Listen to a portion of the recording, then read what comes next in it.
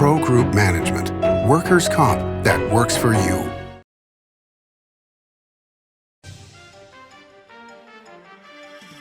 Welcome to Nevada Newsmakers. On the broadcast today, Jill Derby joins us with an incredible story of an escape from Afghanistan to Iraq, plus what's going on with the Board of Regents. It's all coming up next on an all-new Nevada Newsmakers. Hello, is this D&D Roofing? Yes, it is. How may I help you? You did such a great job on my roof. May I speak to the owner? I am an owner. Oh, can I speak to your supervisor? Sure. How may I help you? I love your work. May I speak to the owner?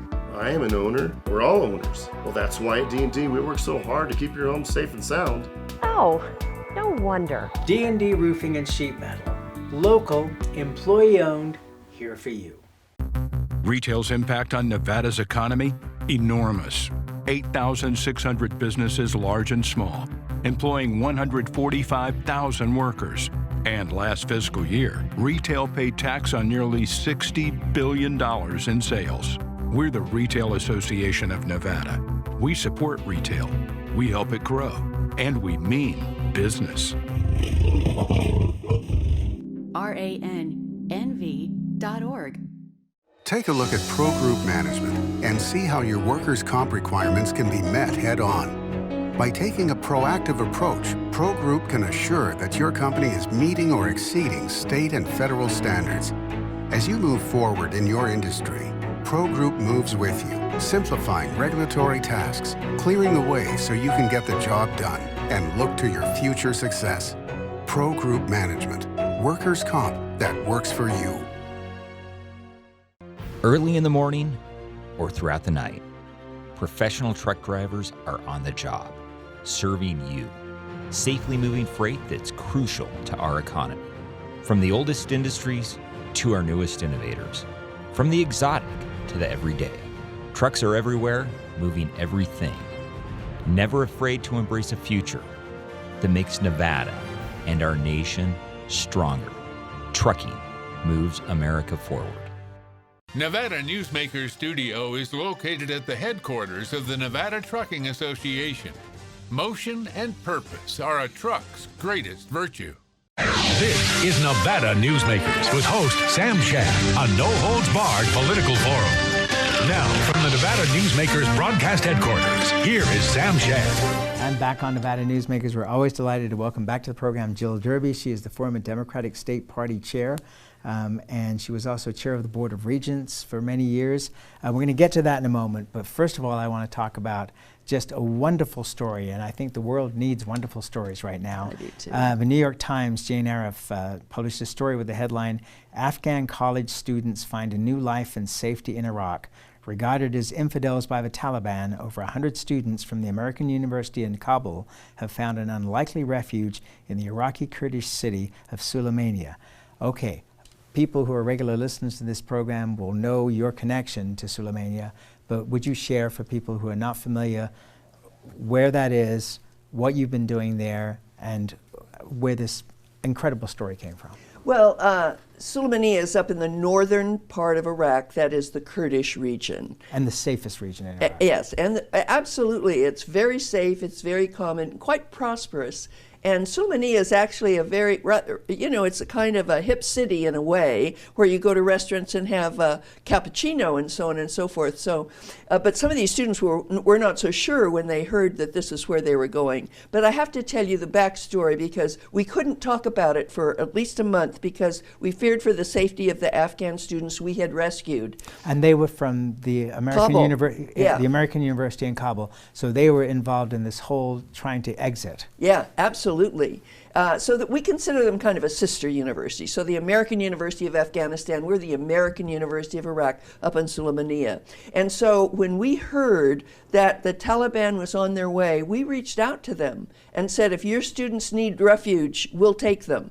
We said that without having any idea how we'd manage it or pay for it. And so we managed to get the first cohort of students that were on one of those buses trying to get to the airport. And they got to the airport. It was very challenging, and they had to go through some back way. It was risky. The American University of Afghanistan told their students, okay, we've got a rescue possibility, put a change of clothes in a backpack and anything you want to take, leave everything else behind, and get to this staging area. And so anyway, we got the first load out of about 27, 28 students, mostly women. How did you do it? High-level connections. So we have a board, and I love to talk about this because, you know, right now the Board of Regents is under questionable circumstances. We'll talk about them in a minute. But we have a Board of Trustees that is very well connected in a lot of ways. So we're half American, we're half Iraqi Kurds, Iraqi Arabs, we have some Turks, and so on and so forth. A lot of high connections. The truth is also that the former chair of the board, who was the founder of the American University of Iraq in our country, is now the president of Iraq. So when he got elected, I stepped into being chair of the board. I was vice chair of the board. He was elected the president of Iraq. And then we have a couple of people on our board who have worked in the State Department, in diplomatic circles, and new contacts. So we got our government to help us out. And we got some chartered planes, but then the next group were stuck. And so we had to sort of work through the Taliban with their connection to the Qatar government, and we got the next cohort. Through the Qatar government? Yeah, Qatar. Okay. Because you see, the Qatar government has a relationship with the Taliban. You may recall that the deal that the Trump administration worked out with the Taliban all happened in Doha, all happened in Qatar. So they've had that connection all along. They're the one country that has some communication with the Taliban and can work with them a bit. So there was a lot of calls at a very high level. We were frantically trying to raise money. Now, I'll have to tell you, one of the things that was so encouraging, within about 36 hours, we had raised $1 million from big corporations in America. A few were reached out. We had those connections on the board, and we knew that we could somehow finance this because it was going to be expensive. We brought them in. At first, the funny thing is, when they got to Doha and told they were going to Iraq, some of them weren't so sure. It says that in the article. They said, wait a minute, where are we going? And so then they got to Sulaymaniyah, and they were just thrilled. You know, our president and staff met them at the airport in the middle of the night, brought them to the campus. They saw Sulaymaniyah as a wonderful, you know, modern city. And then, but then we managed, and this is just a few weeks ago, to get another 80. The first group were mostly women. We felt they were most at risk. They felt they were most at risk. The president of the American University of Afghanistan was working very closely with us and their staff, you know, to know these students and to help them navigate once they got here. I say here because I'm often over there on our campus, but I mean in Sulaymaniyah. So, I mean, there was just this wonderful level of cooperation. Our board was just, we were meeting in executive session every day, figuring out all the pieces of it, so that when they got there, they have nothing but a change of clothes. So we managed to get them to the local mall to buy some other clothes. We had flowers and pajamas waiting for them in the dorm rooms when they got there. And so now, and we hired extra counselors because they're very traumatized. I mean, imagine this ordeal. And if you read in the paper, there were students that stayed on the campus burning the records so the Taliban couldn't see who the students were and go after them and their families. So at the last minute, they got out after burning records and got to the staging area. Then the next couple of buses couldn't get out, so this was a big delay. And we couldn't speak about the story because we didn't want to risk any of the sort of arrangements that were being made, and we've been very careful to protect the identity of the students. And even RF doing the report for the New York Times, we finally felt, and Barham Saleh, who's the president of Iraq, kind of gave the permission, okay, let's get the story out. So all the photos that she took were just of the backs of students, no names were used. You know, we're trying to protect their families back in Kabul. Well, it has a happy ending, but what was the scariest moment in all of this? Oh, well, I think that we were listening to on-the-ground reports that a bus got to the staging area and the bus was going to try to get to the airport. And then we're waiting to hear, does the bus get to the airport? And then finding out that the bus had to stop. and couldn't get to the airport because just the kind of chaos that was going on there. And trying to make the arrangements to get Afghans out is very different than getting the Americans out. So the American government was focused on getting the Americans out. We had to make other arrangements because these people couldn't be, these students, these young students, who would have been at great risk with the Taliban, who saw the American university there as sort of a temple of infidels, or, you know, I mean, it just certainly didn't believe in what was going on at the American university, educating women and men together in classes and at the highest level of education.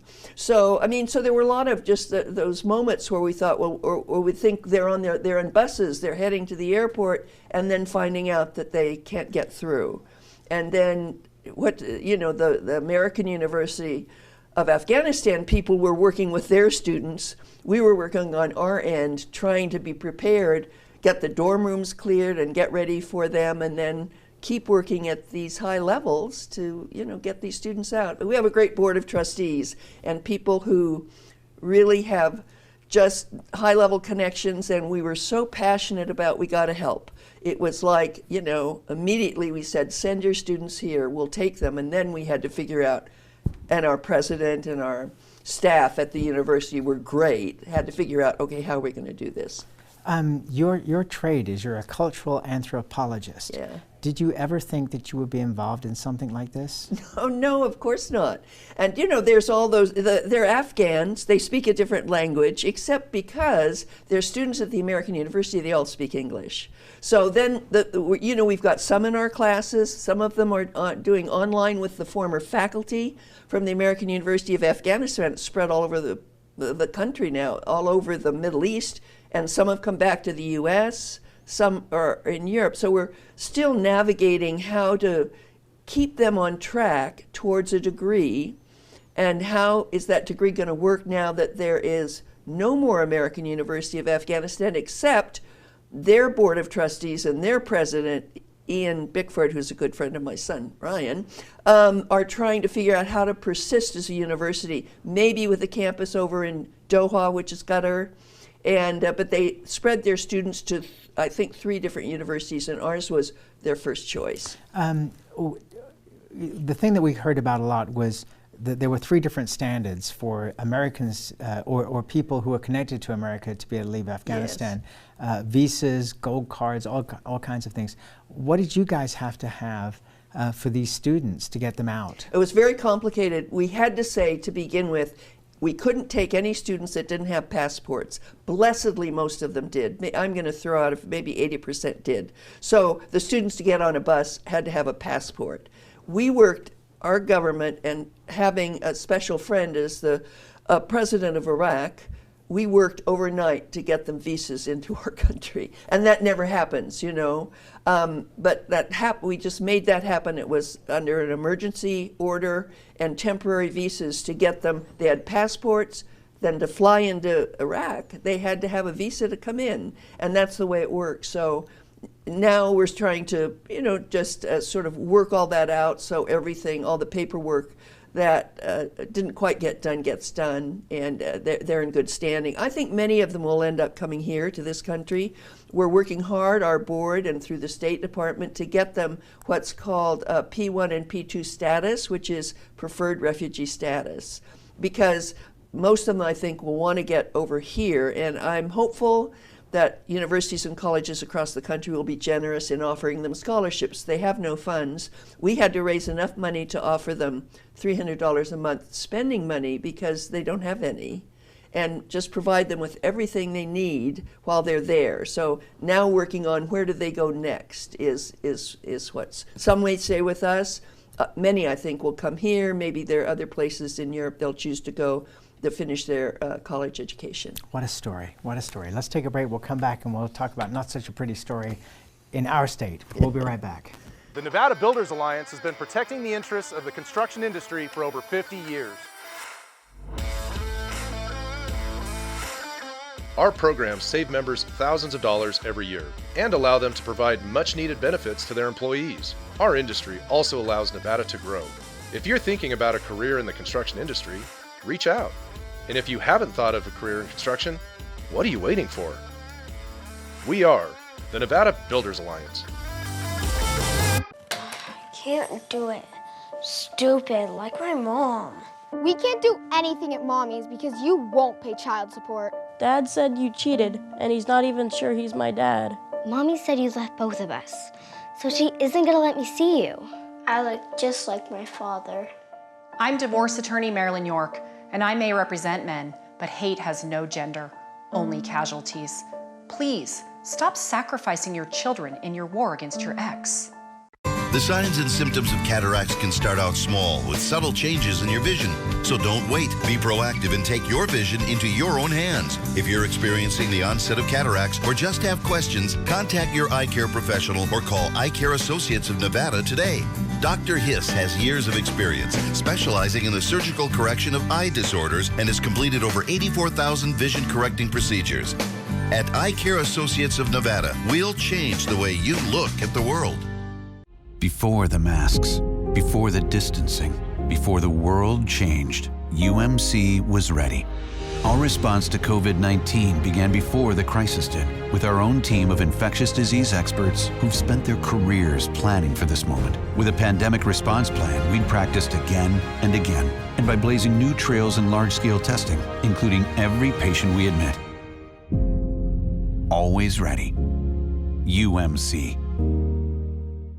This is Nevada Newsmakers. And back on Nevada Newsmakers, we continue our conversation with Jill Derby. She is the former Democratic State Party chair, former president of the board of, or chairman, I should say, of the Board of Regents. What is going on with our university system? It seems like complete insanity. Let's start with what's happening with the chancellor and her accusations, and tell us what they are and what you make of it. Well, I'm just going to speak on a more general level, but I mean, this really started with the chancellor issuing a complaint, a 21-page complaint, feeling that she had been the subject of a hostile environment in her workplace at the system office. And she really directed that at the chair and the vice chair of the board. So that's what began this story. And I just want to say a few things about it, Sam, because a lot of people can't put that in context. So there's some things about this story that are not unusual, and then things that are highly unusual. The not unusual is the truth that the conflict between a chancellor and the board is not that unusual. This is a world I still work in higher education with university boards. During my tenure, my 18-year tenure on the Board of Regents, we went through probably 4 different chancellors, and a couple of them, they left as a result of tension between the chancellor and the board. There are 2 different lanes of authority. The Board of Regents has final authority in Nevada. They are the governing board. And the chancellor, they delegate authority to the chancellor to manage a system. 13 regents can't manage a system.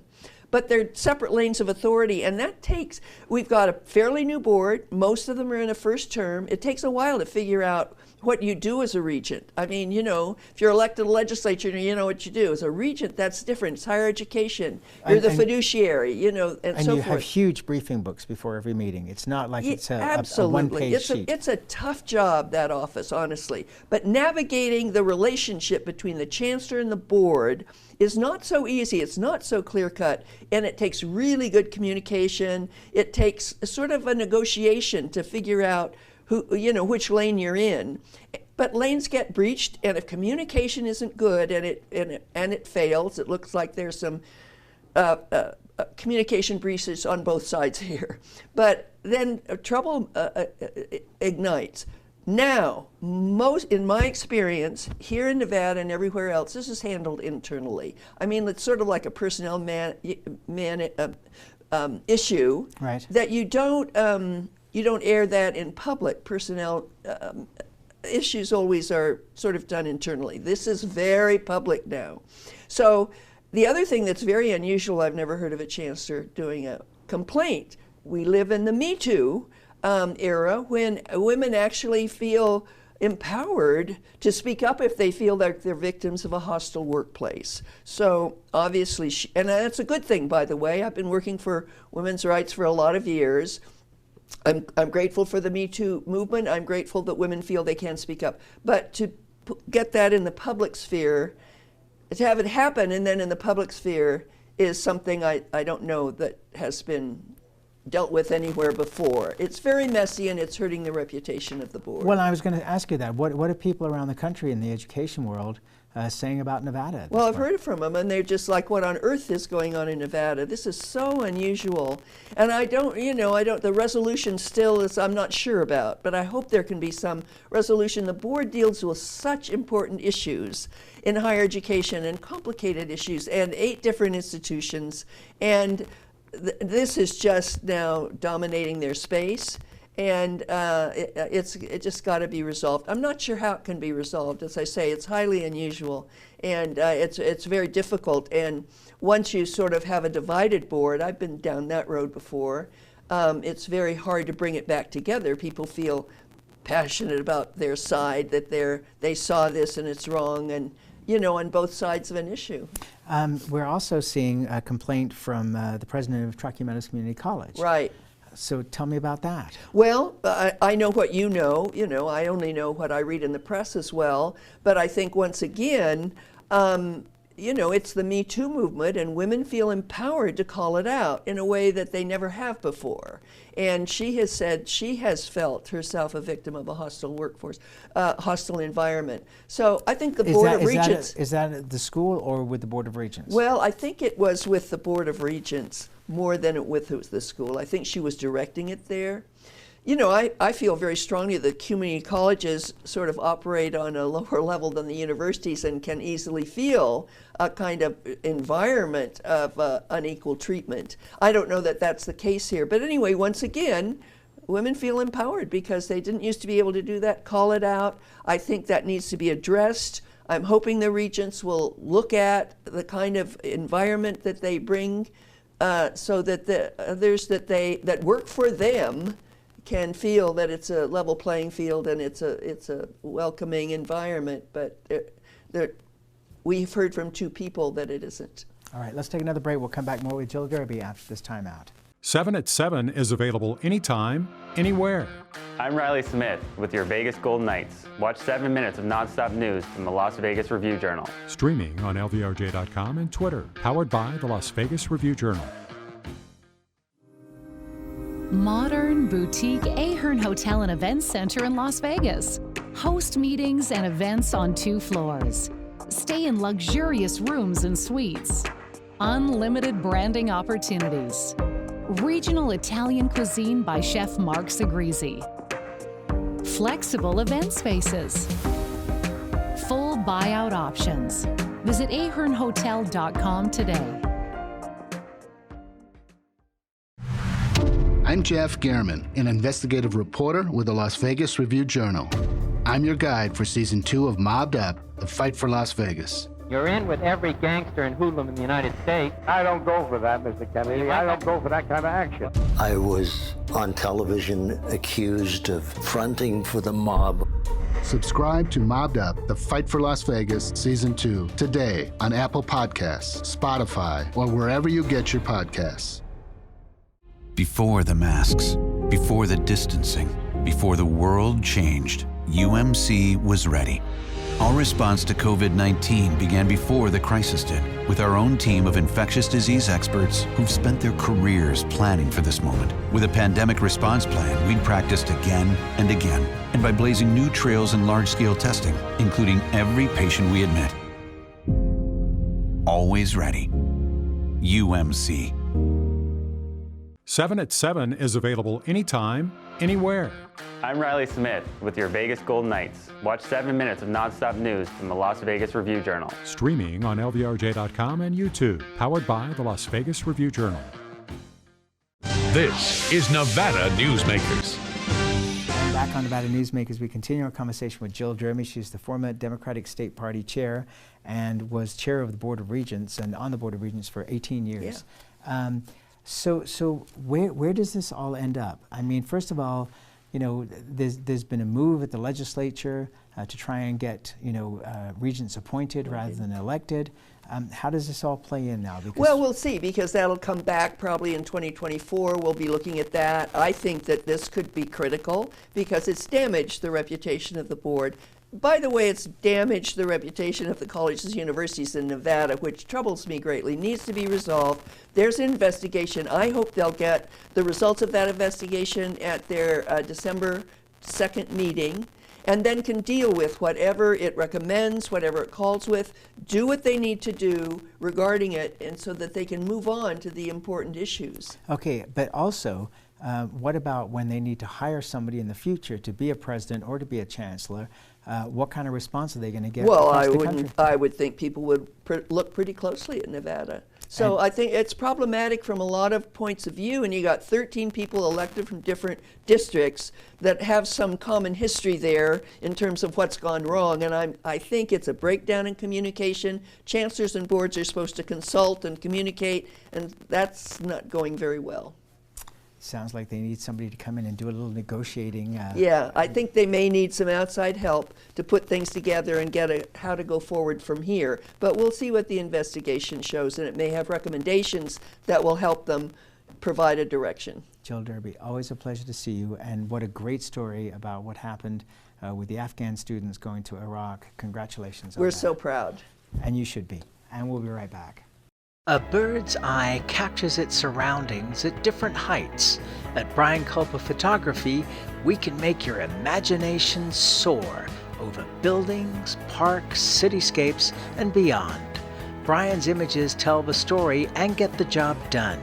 If you need a new perspective to tell your story, contact Brian today. Brian Culpa Photography. Experience the bird's eye view at brianculpaphotography.com.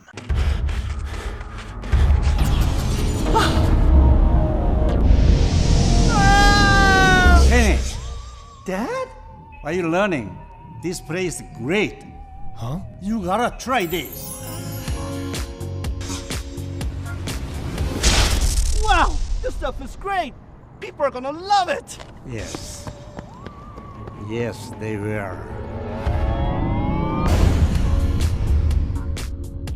As you know, Reno is booming. Toll's development company is helping it grow with insightful design and development, building community with every project, adding beauty, adding excitement, emphasizing our shared humanity. Reno is becoming bigger. Toll's development is helping it become better, more livable, more enjoyable. To learn more, go to tollsdevelopment.com. tollsdevelopment.com. Take a look at Pro Group Management and see how your workers' comp requirements can be met head-on. By taking a proactive approach, Pro Group can assure that your company is meeting or exceeding state and federal standards. As you move forward in your industry, Pro Group moves with you, simplifying regulatory tasks, clearing the way so you can get the job done and look to your future success. Pro Group Management, workers' comp that works for you. Don't forget, another way of watching Nevada Newsmakers is to subscribe to our YouTube channel, Nevada Newsmakers on YouTube. We'll see you on the next broadcast.